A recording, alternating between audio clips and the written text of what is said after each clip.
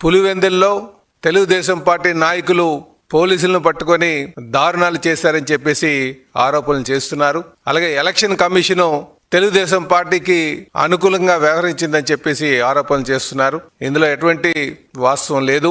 ఎందుకంటే election commission సంబంధించి ఎవరైతే ఈరోజు స్టేట్ ఎలక్షన్ కమిషన్ ఉన్నారో వారు నీలం సహాని వైసీపీ గవర్నమెంట్ లో వచ్చినటువంటి కమిషనర్ గారే, వారే ఈ రోజు వరకు కూడా నడుపుతున్నారన్న సంగతి మీరు గమనించాలని చెప్పి తెలియజేస్తున్నా. కనుక తెలుగుదేశం పార్టీ కమిషనర్ ని తీసుకొచ్చి పెట్టినటువంటి పరిస్థితి అక్కడ లేదు అన్నది చెప్పడం మా ఉద్దేశం అని చెప్పి తెలియజేస్తున్నాం.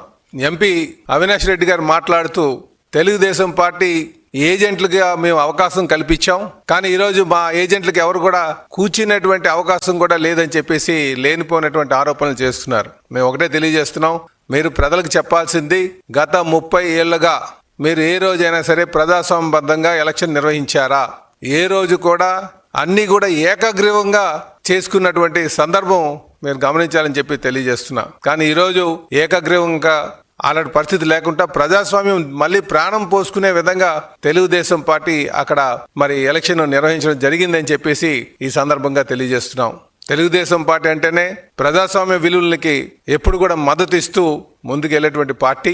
కనుక ఈరోజు ఏదైతే ఒంటిమిట్టలో జరుగుతున్నటువంటి జడ్పీటీసీ ఎలక్షన్ కావచ్చు, అలాగే పులివెందులో జరుగుతున్నటువంటి జడ్పీటీసీ ఎలక్షన్ కావచ్చు, చరిత్రని తిరగరాయబోతుంది.